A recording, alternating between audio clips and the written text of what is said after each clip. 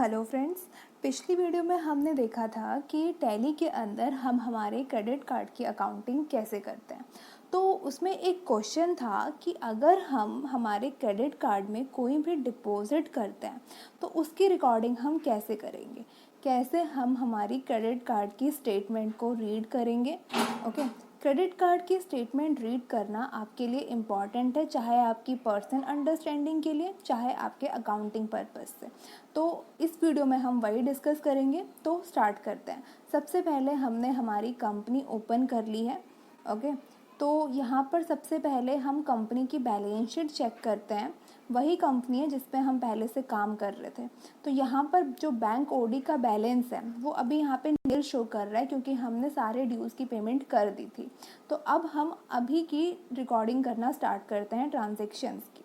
सबसे पहले हमें क्या करना है, हमें क्रेडिट कार्ड में डिपॉजिट करनी है हमारे बैंक से। तो हमने यहाँ पे इसके लिए क्रेडिट कार्ड को किया डेबिट और यहाँ पे क्रेडिट कर दिया एक्सिस बैंक को। ठीक है, तो ये जर्नल एंट्री आपको करनी है अगर आप अपने बैंक से डिपॉजिट कर रहे हैं अपने कार्ड में। अगर कैश से कर रहे हैं तो यहाँ पे कैश को क्रेडिट कर दीजिए। ठीक है, तो ये जर्नल एंट्री करनी है। इसके अलावा मान लीजिए आपने क्रेडिट कार्ड से अपनी कोई भी इनकम रिसीव करी है। ठीक है, कोई भी इनकम आपको मिली है क्रेडिट कार्ड के थ्रू, तो उस केस में भी आप क्या करेंगे, क्रेडिट कार्ड को डेबिट करेंगे। तो यहाँ पर हमें रवि एंड राज लिमिटेड से 2300 रिसीव हुए। ठीक है, कैश में नहीं हुए, बैंक में नहीं हुए, उन्होंने अपने बैंक से हमारे क्रेडिट कार्ड में ट्रांसफ़र कर दिए। तो यहाँ पर हम यहाँ पर क्रेडिट कार्ड को डेबिट कर देंगे और इस एंट्री को एक्सेप्ट कर देंगे। ओके, अब बैलेंस शीट में इसका अफेक्ट देखिए। बैलेंस शीट में अब आपको जो बैंक ओडी शो कर रहा है वो एसेट साइड में कर रहा है, बिकॉज अभी जो इसका बैलेंस है वो डेबिट बैलेंस है 2500। ठीक है, बट अगर आपकी क्रेडिट साइड एक्सीड कर जाती है आपकी डेबिट साइड से, ठीक है, तो उस केस में आपका जो बैंक ओडी का बैलेंस है वो आपका लायबिलिटी साइड में शो करेगा। ठीक है, तो अब हम देखते हैं, यहाँ पे हमने एक छोटी सी क्रेडिट कार्ड की स्टेटमेंट प्रिपेयर करी है एक्सिस बैंक की, जिसमें आपको सबसे पहले आपकी पर्सनल डिटेल्स शो कर रहा है। ठीक है, उसके बाद आपको यहाँ पे स्टेटमेंट डेट शो कर रहा है जो कि है 14 सितंबर। उसके बाद आपको कार्ड नंबर शो कर रहा है, पेमेंट ड्यू डेट 31 अक्टूबर, मतलब इस दिन तक आपको आपके सारे ड्यूज़ पे करने हैं, नहीं तो आपको इंटरेस्ट पे करना पड़ेगा। टोटल ड्यूज़ यहाँ पर हैं आपके 12,400। इसको आप आपकी लायबिलिटी भी बोल सकते हैं, क्योंकि आपको इसे पे करना है। ओके, मिनिमम अमाउंट ड्यू क्या होता है, अगर आप अपने सारे ड्यूज़ पे नहीं कर सकते तो आपको अपनी रेपुटेशन अच्छी रखने के लिए बैंक में कम से कम इतने ड्यूज़ की पेमेंट तो करनी होगी 870। बाकी जो रिमेनिंग अमाउंट रह जाएगा उस पर आपको इंटरेस्ट पे करना होगा। ओके, उसके बाद आपको क्रेडिट लिमिट दी हुई है 30,000। आप जो भी पेमेंट कर रहे हैं अपने क्रेडिट कार्ड का यूज़ कर कर वो आप 30,000 की लिमिट तक कर सकते हैं, जिसमें से 12,400 तो आप ऑलरेडी कर चुके हैं। तो जो रिमेनिंग बच गया 17,600 वो आपका अवेलेबल क्रेडिट लिमिट हो गया। ठीक है, कैश लिमिट क्या होता है, वो अमाउंट जो आप अपने क्रेडिट कार्ड से विड्रॉ कर सकते हैं, जो कि अभी आपके पास अवेलेबल है 17,600। ओके, उसके बाद आपको समरी दी हुई है, ओपनिंग बैलेंस दिया हुआ है जो आपका पिछला कैरी फॉरवर्ड होगा। ठीक है, उसके बाद आपको दिया हुए हैं पेमेंट्स एंड क्रेडिट्स। यहाँ पर कौन से आपके ट्रांजेक्शन्स आएंगी, अगर आपने अपने कोई भी ड्यूज़ की पेमेंट करी है तो वो यहाँ पर आ जाएगा। ठीक है, इसके अलावा अगर आपने कोई भी इनकम रिसीव करी है क्रेडिट कार्ड के थ्रू, और या तो आपने अपने क्रेडिट कार्ड में कुछ भी डिपॉजिट किया है तो वो आपका क्रेडिट साइड में शो करेगा और ये हमेशा माइनस में रहेगा। इसके अलावा परचेजेस या डेबिट में आपके वो सारे परचेजेस, वो सारे एक्सपेंसेस शो करेगा जो आपने करे हैं अपने डेबिट क्रेडिट कार्ड का यूज़ कर कर, जो कि प्लस में रहेगा। ओके, टैली में इसका अफेक्ट क्या होता है, रिवर्स रिकॉर्डिंग करते हैं आप। जो चीज़ आपकी यहाँ पे क्रेडिट हो रही है स्टेटमेंट में, आप उसको टैली के अंदर डेबिट करते हैं, और जो चीज़ यहाँ पर स्टेटमेंट में डेबिट हो रही है वो आप टैली में क्रेडिट करते हैं।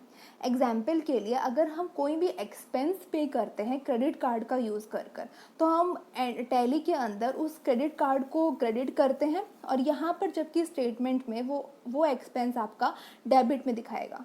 ठीक है, ऐसे ही इनकम में अगर आप कोई भी इनकम रिसीव कर रहे हैं तो आप टैली के अंदर क्रेडिट कार्ड को डेबिट करते हैं, और जबकि वही अगर आपने जो इनकम रिसीव करी है वो आपको यहाँ पर क्रेडिट साइड में दिखाएगा, नेगेटिव बैलेंस में।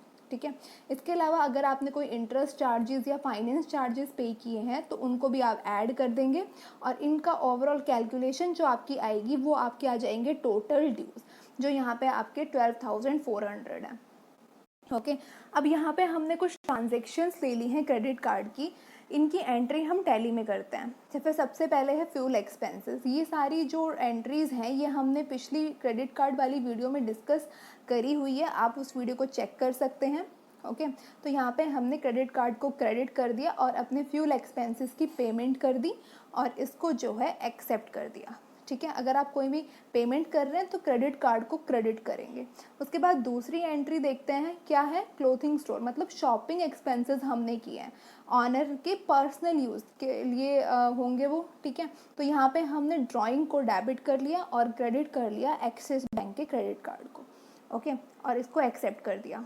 थर्ड एंट्री क्या है, हमने पेमेंट करी है रवि एंड कंपनी को, जो कि हमारी क्रेडिटर्स होगी।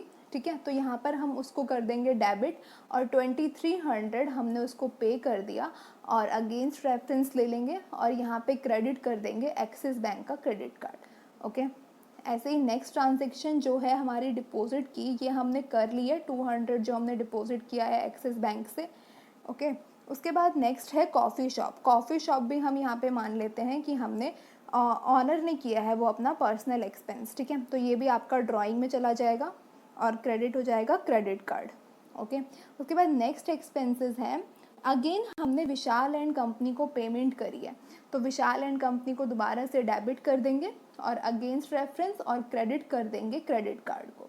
उसके बाद नेक्स्ट है रेस्टोरेंट एक्सपेंसेस हमने किए हैं, मान लेते हैं ये एम्प्लॉयज़ के लिए किए हैं, तो स्टाफ वेलफेयर एक्सपेंस आप यहाँ पे क्रिएट कर लेना, जो कि अंडर रहेगा इनडायरेक्ट एक्सपेंसेस के। ठीक है, तो हमने ऐसी ये एंट्री भी कर दी। उसके बाद ये एंट्री जो है 2300 वाली, ये हम कर चुके हैं, जो हमें इनकम रिसीव हुई है रविराज लिमिटेड से। ठीक है, ये जो दोनों एंट्रीज़ हैं रिसीव की, ये आपके क्रेडिट साइड क्रेडिट या फिर नेगेटिव बैलेंस से आपको हाईलाइट होगी आपकी स्टेटमेंट में। ओके, उसके बाद अब हम यहाँ पे नेक्स्ट एंट्री करते हैं, वीके स्टोर को हमने पेमेंट करी 5400 की, तो हमने यहाँ पे उनको पेमेंट कर दी एक्सिस बैंक के क्रेडिट कार्ड से और इसको एक्सेप्ट कर दिया। ओके, अब यहाँ पे देखिए जो आपके स्टेटमेंट में टोटल ड्यूज़ आ रहे हैं वो कितने हैं, 12,400, और आपके टैली में भी वही सेम ड्यूज़ शो होने चाहिए। तो बैलेंस शीट में चेक कीजिए और यहाँ पर बैंक ओडी में आपको 12,400 ही शो हो रहा है।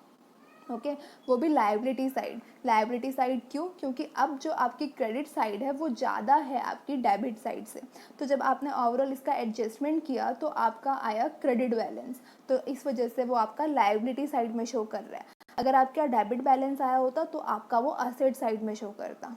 ओके, और ये जो पेमेंट है ये आपको 31 अक्टूबर तक करनी है। ओके, तो इस तरीके से आप अपनी क्रेडिट कार्ड रिकॉन्सिलेशन बना सकते हैं।